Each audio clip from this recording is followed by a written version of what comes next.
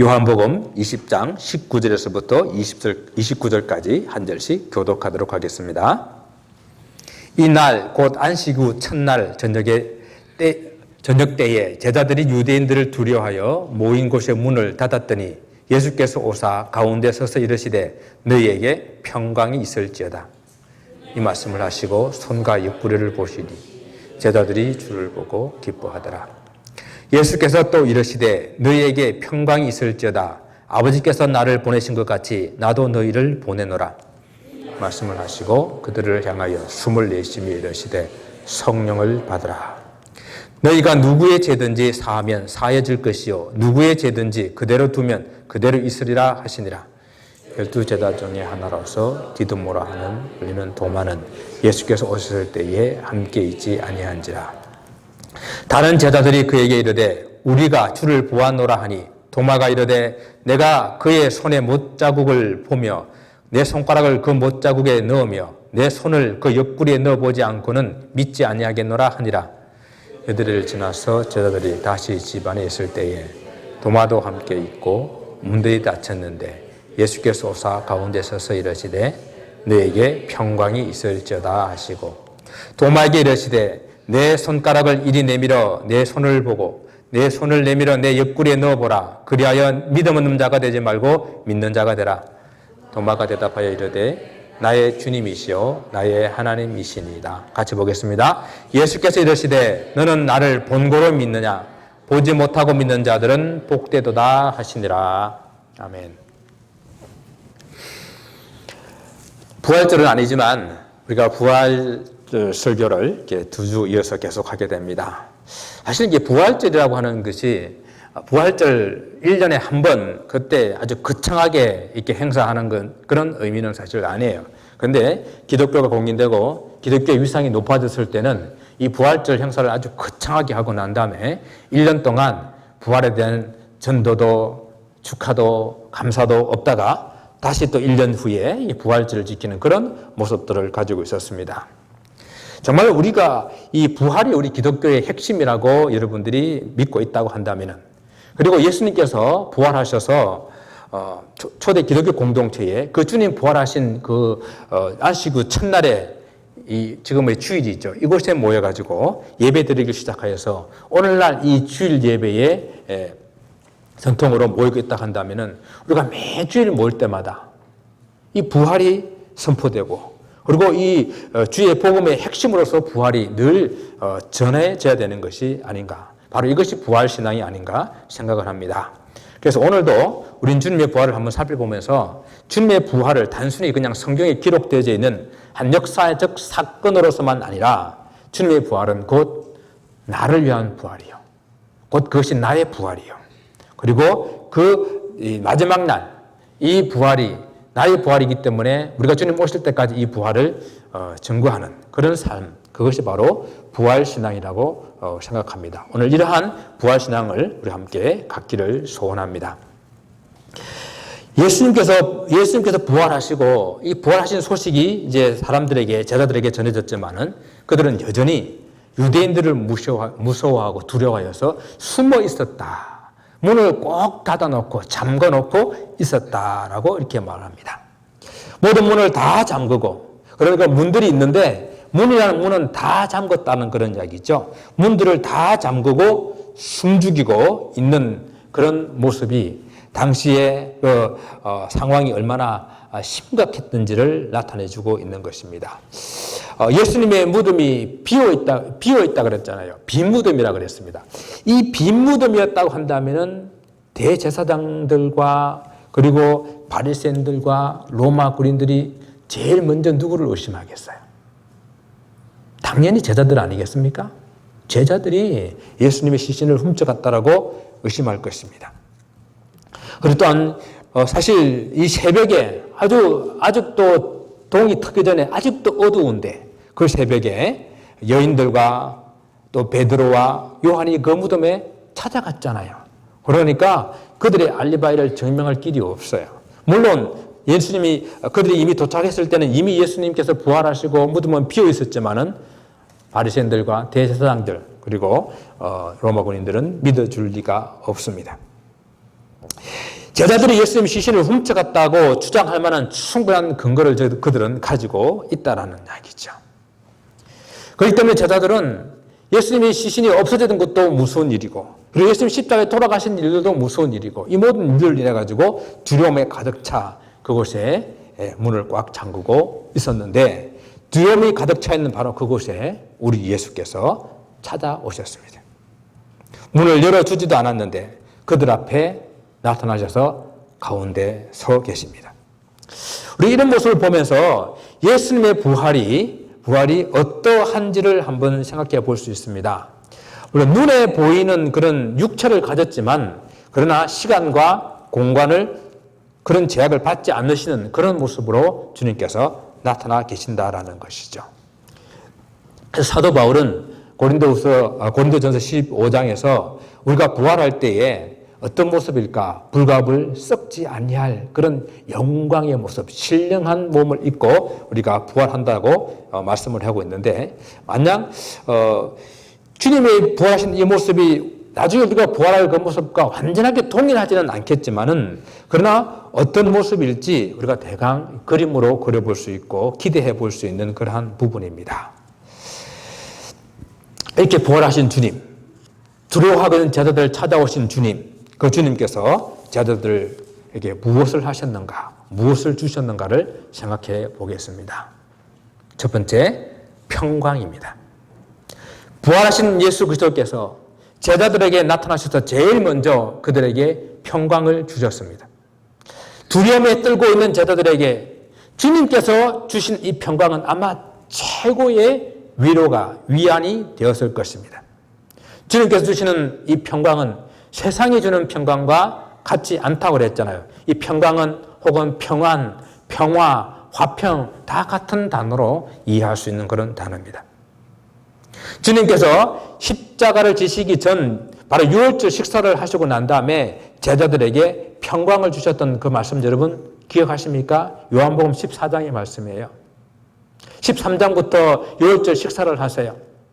그리고 제자들의 발을 씻기십니다. 그럼 주님께서 이제는 내가 아버지께로 가야 될 것이다 라고 말씀하셨어요. 그러니까 제자들이 식사하다가 마음에 근심이 쌓였습니다. 주님이 가신다니. 그럼 주님 어디로 가시는데요? 너희들은 내가 가는 곳을 알지도 못하고 따라오지도 못할 것이다. 그래서 더욱더 근심에 쌓이잖아요. 그때에 주님께서 말씀하십니다. 평안을 너에게 끼치노니 곧 나의 평안을 너에게 주노라 라고 말씀하셨습니다.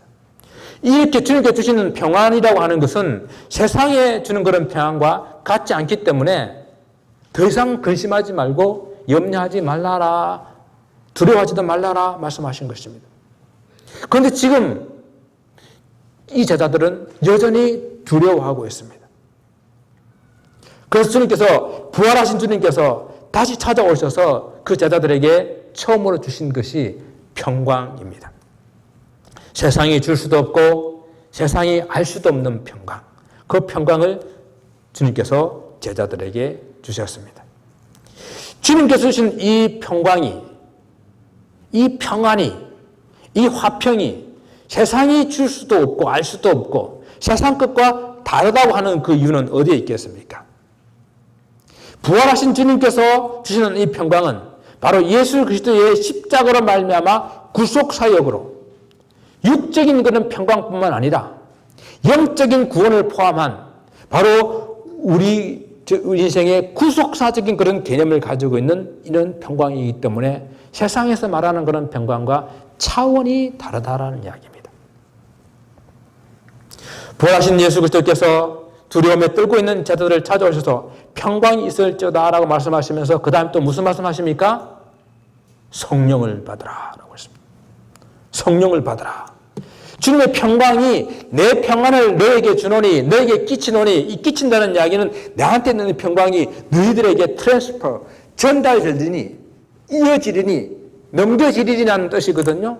그러니까 주님이 가지고 있는 평강, 십자가 앞에서도 담담할 수 있는 그 주님의 평강이 제자들에게 넘어갈 수 있는 길은 뭡니까? 성령으로 가능한 거거든요. 그 주님께서 평강이 있을지어다라고 말씀한 다음에 주님께서 숨을 내쉬며 그들에게 성령을 받으라 라고 말씀하시는 것입니다. 주님의 평강이 전달될 수 있는 길, 그것은 성령의 사역으로 가능하다고 22절에 말씀하고 있습니다. 또한 제자들이 어떤 상황 가운데서도 주님의 이 평강으로 주님처럼 담대하게 살아갈 수 있는 길, 그 길도 성령 충만한 그 길밖에 없다는 이야기입니다. 주님께서 주시는 이 평강이라고 하는 것은 절대 평강이거든요. 절대 평강이라고 하는 것은 내가 좀 어떤 상황이 나빠지고 우리 집안에 무슨 문제가 생기고 이 초대교회 같은 경우는 핍박이 있고 또 우리가 살아온 역사 가운데 전쟁이 있고 그런 것들 때문에 내 속에 있는 평강이 사라지지 않는 절대 평강, 그 평강을 말하는 것이거든요. 이 절대 평강은 성령, 보혜사 성령이 오셔서 우리에게 주실 때에만 가능하다라는 것입니다. 그래서 주님께서 평강과 함께 제자들에게 주시는 것이 성령 충만함이었습니다. 주님께서 두 번째, 이 부활하신 주님께서 제자들에게 주시는 것은 그들에게 이 주님의 평강을 세상에 전하는 그 사명입니다. 예수께서 제자들에게 세상으로 그들을 파송하십니다. 하나님 아버지께서 나를 이 세상으로 보내신 것 같이 주님께서도 이제 제자들을 세상으로 보내신다라고 말씀을 하셨습니다. 이로써 우리는요, 주님께서 우리를 왜 이렇게 사랑하시며 우리에게 평강을 주셨는가? 그 이유를 알 수가 있는 겁니다. 이 평강, 나에게 주신 이 평강으로 나 혼자 안락하고 편안한 삶을 살아가는 것이 아니라 그래서 만족하고 멈추라는 것이 아니라 이 평강을 받아서 다시 평강이 없는 세상 가운데에 평안을 전해라라는 이야기예요. 여러분, 우리가 평강을 지금 헬라어로는 에이레네라는 말을 쓰고 있고 히브리어는 우리가 잘 아는 단어예요. 뭐죠? 샬롬. 샬롬, 샬롬. 이스라엘에 있을 때는 늘 이 인사를 샬롬, 샬롬 하는데, 그죠? 우리 옆에 한번 오늘 히브리어로 한번 인사해 보겠습니다. 자, 샬롬. 네. 너무 좋은 인사예요. 평강, 평안. 그런데 우리가 전하는 이 평안은 단순한 그냥 평안이 아니라 예수님의 평안이에요. 그죠? 십자가로 이루신 예수님의 평안을 전하는 거예요. 그 이스라엘에서는 제가 이스라엘에서 가이드할 때 꼭 사람들한테 가르치는 노래가 헤비누 샬롬 알레헴이라는 노래였어요. 뭔가 하면 헤비누, 우리가 여러분들에게 전달합니다. 가져왔습니다. 샬롬, 샬롬을 당신들에게.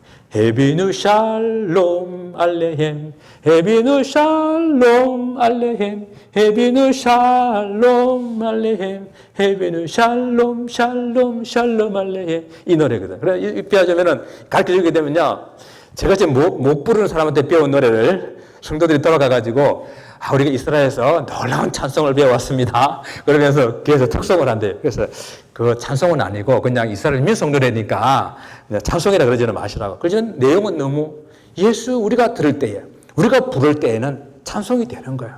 그렇잖아요. 우리가 전하는 평안은 예수님의 평안, 그 평안을 전하는 것이거든요.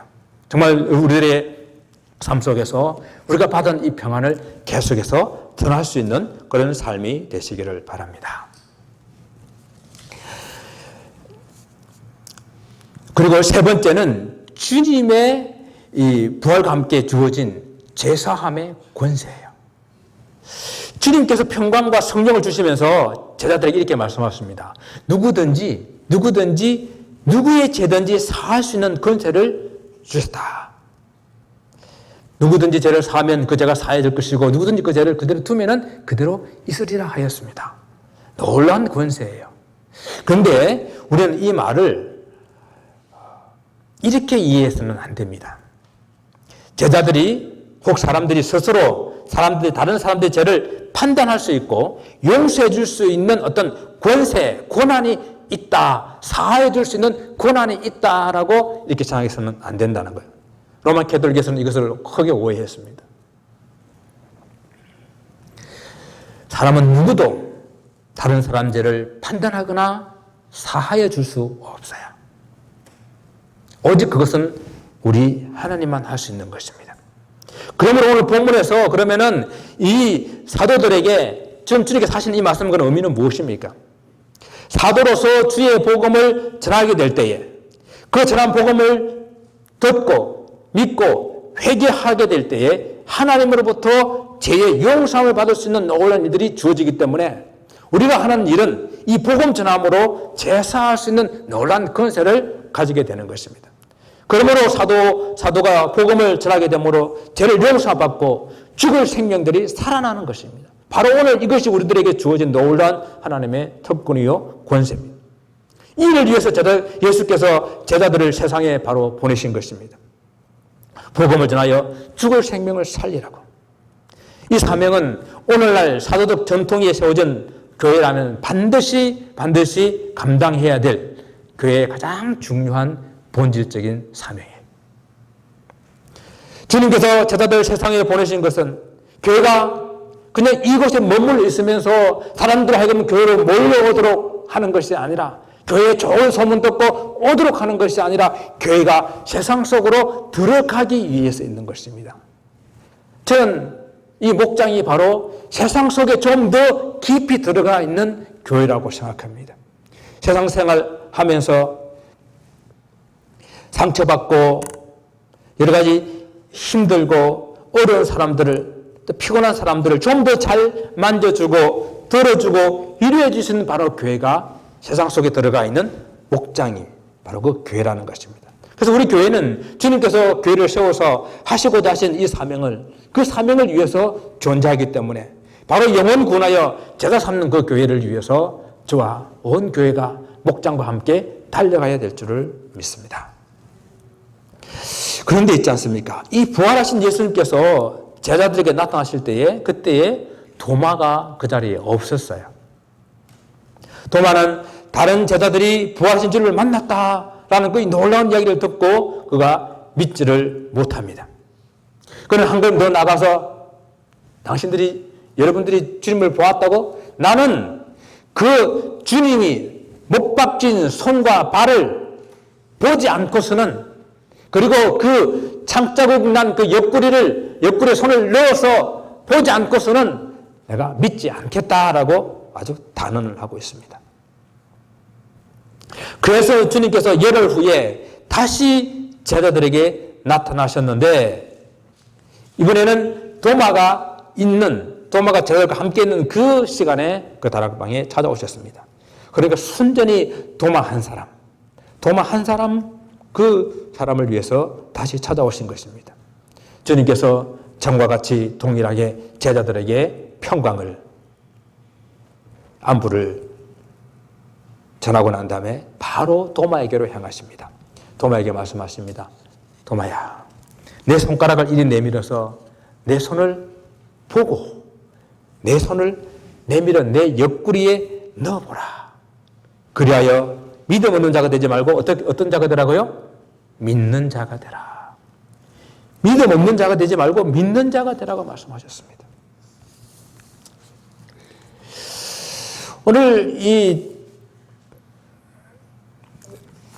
도마가 한 이 의심을 여러분 어떻게 생각하십니까? 이 믿는 자와 혹 믿지 않는 자와 이 개념은 완전히 사실은 반대되는 그런 개념이에요.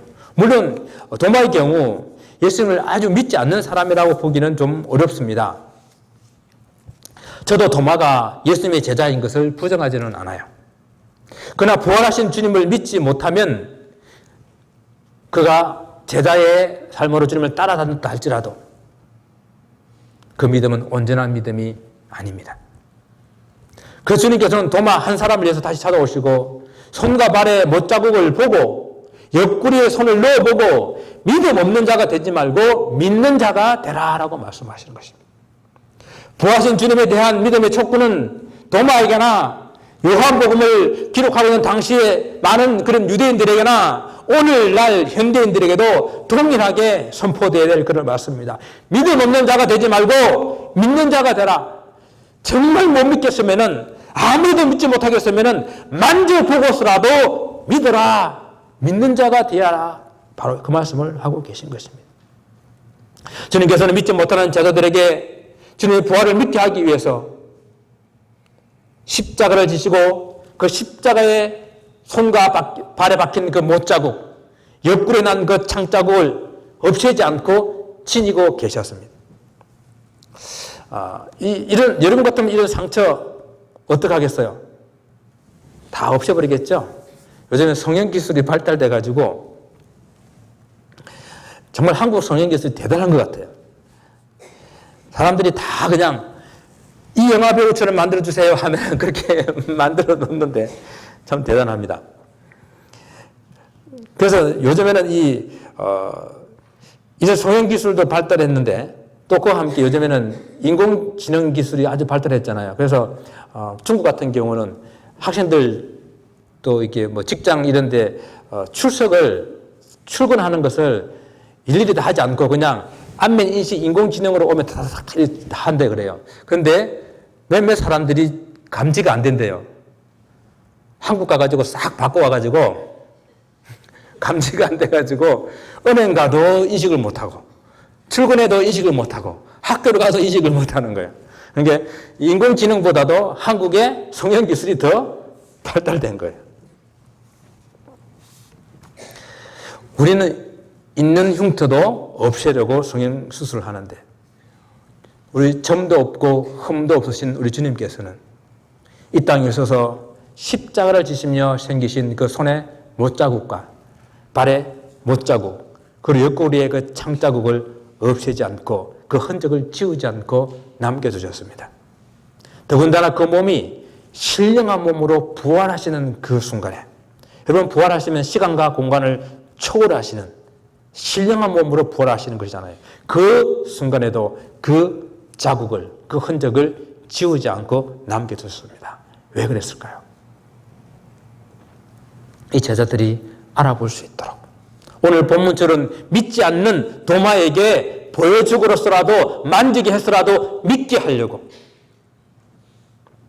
당시에 유대인들이 믿음 없는 자가 되지 말고 믿는 자가 되게 하기 위해서 오늘 이 본문의 도마처럼 믿지 않는 자들에게 믿는 자가 되게 하기 위해서 우리 주님은 십자가의 그 흔적을 그 몸에 지니고 다니셨다는 이야기입니다. 사랑하는 성도 여러분, 그래서 사도 바울도 나도 나를 더 이상 괴롭게 하지 말라. 나도 예수의 흔적을 내 몸에 가지노라. 여러분 삶 가운데에 예수님의 그 십자가의 흔적을 새기시기를 바랍니다. 이 세상에는 두 종류 사람밖에 없어요. 믿는 사람과 믿지 않는 사람. 중간은 없습니다. 하나님께서 보내신 하나님의 아들 예수 그리스도를 믿는 사람은 하나님의 자녀가 되어서 영생에 이르게 되지만은 그러나 믿지 못하는 자들은 영원한 하나님의 심판을 받을 수밖에 없다는 것이 성경이 우리에게 분명하게 말씀해주고 있는 진리입니다. 지금 내가 혹 나는 중간에 경계선에 있다고 생각하시는 분이 있다고 한다면 어쩌면 그분은 경계선 저 너머에 아직도 건너오지 못한 분일지도 모릅니다. 믿는 자가 되라고 하신 주님의 말씀에 귀를 기울이시기를 바랍니다. 믿어지지 않으시면은 믿어지지 않는다라고 솔직하게 고백하고 주님 앞에 한번 나가보시기 바랍니다. 정말 주님 앞에 주님 나의 믿음 없는 것을 도와주소서. 하나님 믿어지지 아니합니다. 하나님 도와주소서. 그런 마음을 가지고 주님 앞에 기도해 보시기 바랍니다. 만져보고서라도 믿어야 된다라고 하는 것이 오늘 주님께서 우리에게 원하시는 믿음에 대한 촉구입니다. 오늘 예수님 부활을 믿지 못하던 도마에게 예수님께서 도마를 행해서 말씀하십니다. 그러자 이 도마가 바로 주님께 신앙 고백을 합니다. 뭐라고 고백했습니까? 나의 주님이시요 나의 하나님이시니다. 주님의 부활을 믿지 못했던 도마는 예수님의 손과 발에 있는 그 못자국과 그리고 옆구리 있는 그 창자국을 만져보아야 믿겠다고 했지만은 주님 부활하신 주님을 보자마자 바로 만져볼 필요도 없이 도마는 주님을 나의 주님이시여 나의 하나님이시다라고 고백을 합니다. 여러분 이 도마의 고백을 어떻게 생각하십니까? 예수님을 나의 주님으로 믿고 고백하는 이 고백은 뭐 신학적으로 잘 정리되고 그리고 논리적으로 잘 정리된 성경적인 충분한 근거를 가지고 있는 그런 형태의 고백이 아니에요. 부활하신 주님을 만나자마자 그 순간 마음속에 있던 모든 의심을 다 녹여버리고 그저 감동과 감탄을 가지고 터져나오는 그런 고백입니다. 예수님, 당신은 나의 유일한 주님이시요 나의 하나님이십니다. 오늘 이 도마의 고백을 통해서 우리가 부활의 신앙을 가진다고 하는 것은 주님의 그 부활이 단순한 역사적인 사건이뿐만 아니라 그 사건을 나의 사건으로 받아들여서 나의 구원으로 확인하는 것입니다. 주님의 부활을 역사적인 사건으로 믿고 인정하는 것은 많은 사람들도 그렇게 하고 있어요. 그런데 그 사건은 머무르지 말아야 된다는 이야기예요.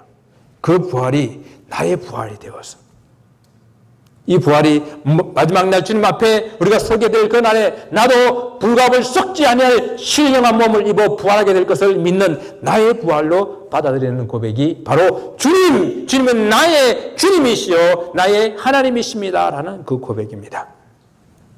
이런 고백은 사실 이 당시에 누구에게만 할 수 있는 줄 아십니까? 로마 황제에게만 할 수 있는 고백이에요. 로마 황제 외에 이런 고백을 하게 되면은 심한 고초와 핍박을 받았던 그런 시대, 그 시대에 도마는 과감하게 예수님을 나의 주님이시요 나의 하나님이시라고 고백합니다. 그런데 이 고백을 볼 때에 베드로의 고백이 마태복음 16장에 나오는 이 고백보다도 저는 이 도마의 고백이 한 차원 더 높은 수준 높은 고백이다라고 이렇게 묵상이 됐어요. 베드로는 주는 그리스도시요 살아계신 하나님의 아들입니다라고 고백했습니다. 물론 하나님의 아들이라는 이 말은 유대적인 그런 배경에서는 하나님입니다라는 고백과 같은 고백이에요. 그런데 도마는 다이렉트로 직접적으로 나의 주님이시요 나의 하나님이십니다라고 고백을 했습니다. 그런데 이러한 고백 끝에 우리 주님께서 도마에게 뭐라고 말씀하십니까? 이런 수준 높은 차원 높은 고백을 했음에도 불구하고 칭찬은 하지 않으시고 마치 책망하는 듯한 말씀을 하셨습니다. 너는 나를 본고로 믿느냐? 보지 않고 믿는 자들은 복되도다. 도마의 이런 믿지 못하는 행동과 그리고 또 주님의 이 말씀 때문에 우리는 혹 도마를 참 믿음이 없는 사람으로 생각할 경우가 있습니다. 여러분은 어떻게 생각하세요? 도마가 믿음이 참 없는 것 같아요?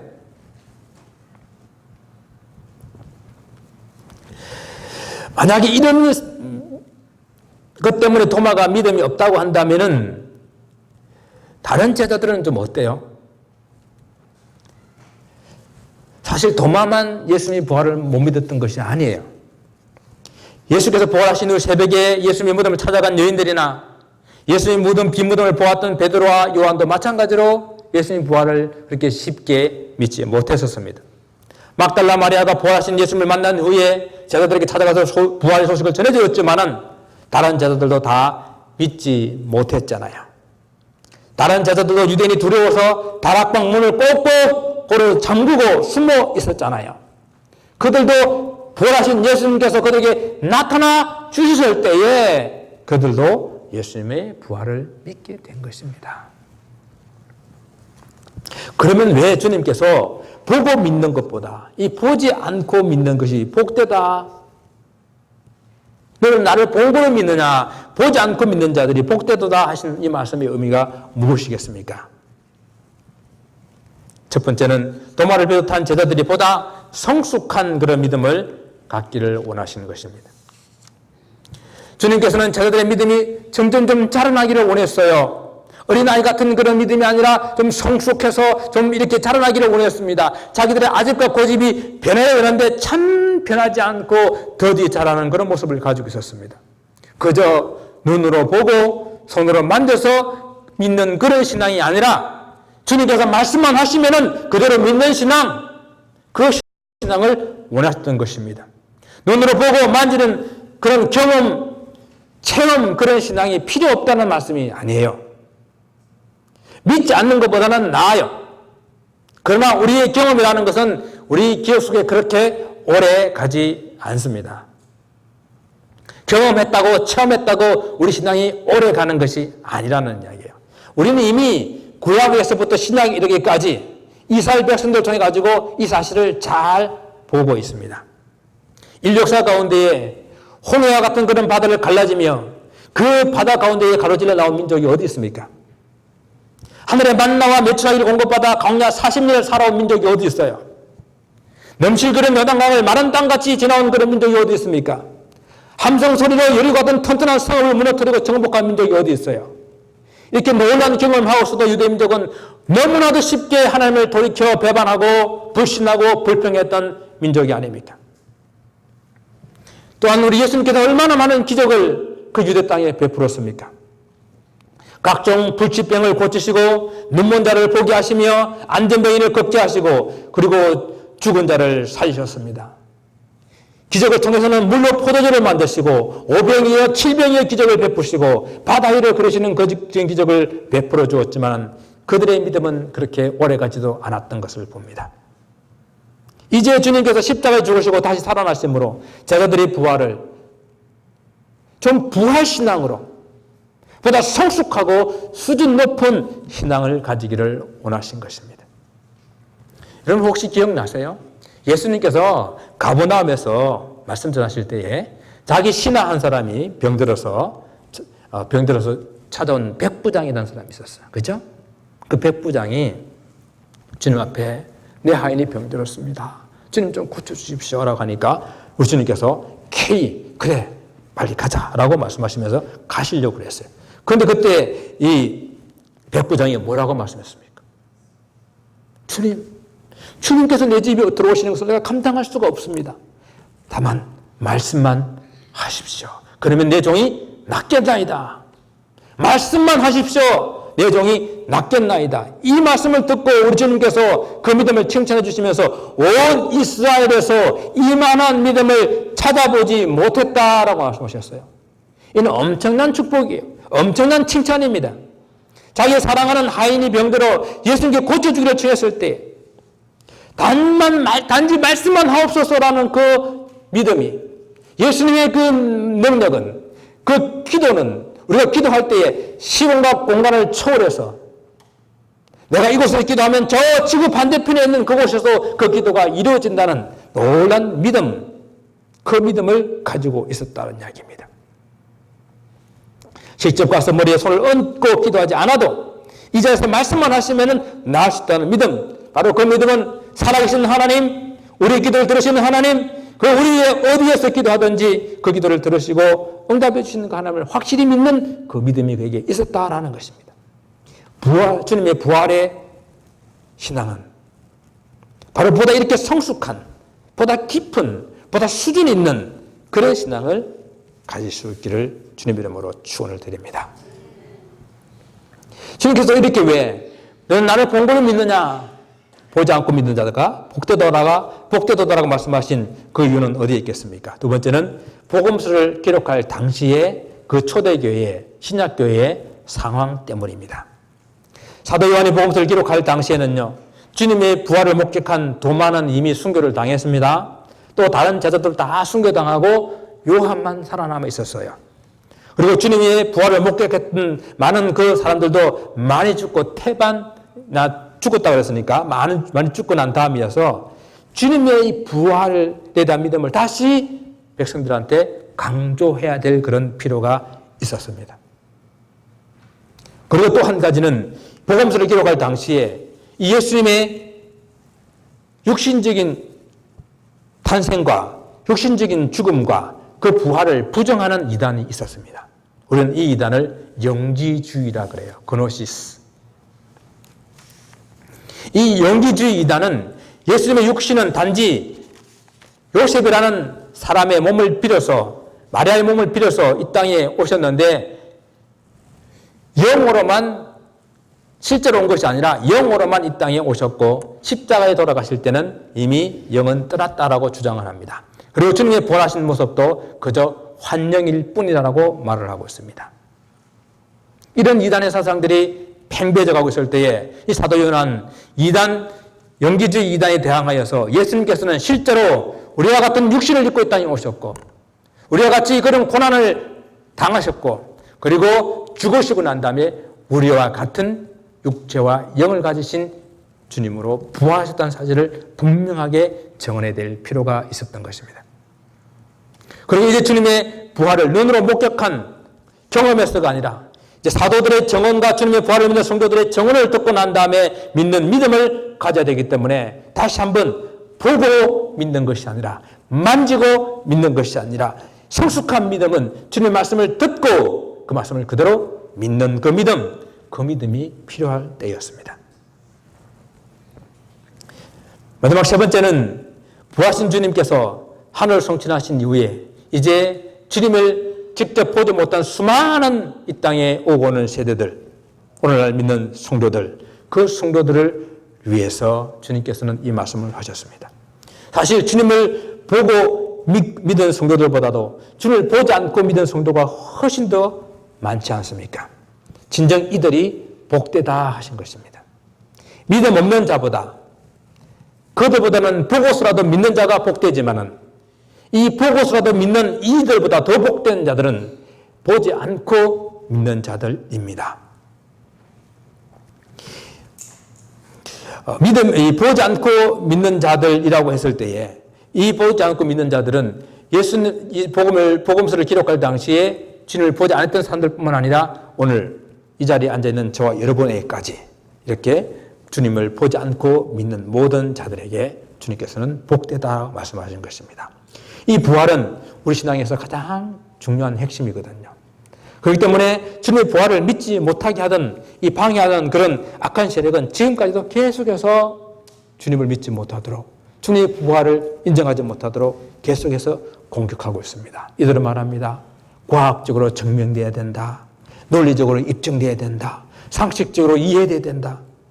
우리가 지난 시간에도 살펴보았지만은 주님의 부활에 대해서 그렇게 확실한데도 불구하고 그것이 그 사람들에게 과학적으로 증명됐다고 믿어집니까? 논리적으로 입증됐다고 그들이 믿겠습니까? 상식적으로 이해된다고 그들이 그것을 신앙으로 받아들이겠습니까?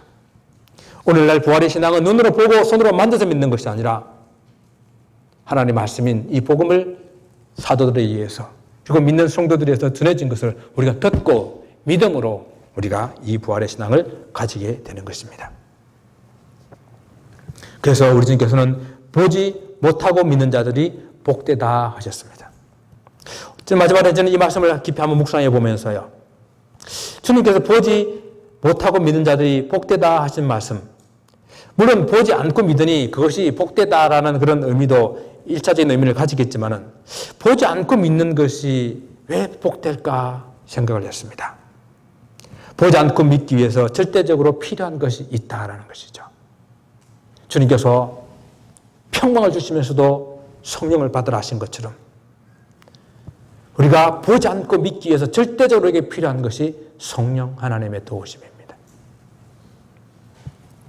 부활하신 주님께서 성취하시어 보내주려 약속하신 그 성령 하나님으로 인해서 우리는 보지 않고도 믿을 믿음이 우리 속에 생겨나는 것입니다. 그래서 주님께서 제자들이 숨어있는 그들 앞에 오시자마자 제일 먼저 평강을 주시며 그리고 난 다음에 숨을 내쉬며 성령을 받으라 말씀하신 것입니다. 그리고 부활하신 주님께서 제자들에게 보내주실 그 성령의 충만을 받기 위해서 너희들은 예루살렘을 떠나지 말고 내가 보내줄 보혜사 성령을 기다리라라고 말씀을 하신 것입니다. 이것이 복인 것이에요. 우리에게 보혜사 성령을 보내주셔서 보지 않는데도 정말 보는 것 같이 만지는 것 같이 더욱 그들보다 더 확신 속에 거할 수 있는 그 믿음을 가질 수 있는 것이 이것이 복이라는 이야기입니다. 사랑하는 성도 여러분, 성령 하나님의 도우심으로 주님을 보지 않고 믿는 우리, 저와 여러분이 복된 사람들입니다. 하나님을 보지 않고도 믿는 우리가 정말 복되다는 이야기입니다. 그래서 사람이 마음으로 믿어 의에 이르고 입으로 신하여 구원에 이르니라 사도 바울이 말하고 있지 않습니까? 주님의 부활을 믿는 성도들은 죽어도 살겠고 살아서 믿는 자는 영원히 죽지 아니라 하신 그 주님의 말씀을 여러분 믿습니까? 믿습니까? 우리 안 보고 믿잖아요. 이것이 복이라는 이야기예요. 부활의 신앙, 이 신앙을 더욱더 굳게 하시기 바랍니다. 부활의 신앙이라고 하는 것은요. 먼저 내가 부활의 신앙을 믿고 그리고 내가 믿은 부활의 신앙을 가지고 세상에 부활의 신앙을 전하는 것, 이것이 부활의 신앙입니다. 그래서 오늘 함께 결단할 수 있기 바랍니다. 주님 다시 오시는 날까지 내가 부활의 신앙, 이 신앙을 전하는, 부활 전하는 이 신앙을 가지고 살아가겠다고. 그래야 영원 구원하여 제사 삼는 일에 내 시간을, 내 마음을, 내 물질을 쏟아붓겠다고 결단하는 그런 주의 성도 되시기를 주님 이름으로 축원을 드립니다. 기도하겠습니다. 아버지 하나님 감사합니다. 예수 그리스도께서 부활하심이 아버지 하나님 어찌 과학적으로, 논리적으로, 상식적으로 이해돼서 믿어지는 것이겠습니까? 아버지 하나님의 성령 하나님의 도우심으로 우리는 보지 않고도 믿을 수 있는 이 놀라운 축복을 주셨사오니 정말 우리가 복된 자들입니다. 이 복을 하나님 아직 알지 못하는 사람들에게 전할 수 있는 삶, 그 삶이 축복된 삶인 줄 알고 하나님 그 삶을 살기로 결단한 우리 모두가 될 수 있게 축복하여 주옵소서. 감사하며 예수 그리스도 이름으로 기도드리옵나이다. 아멘.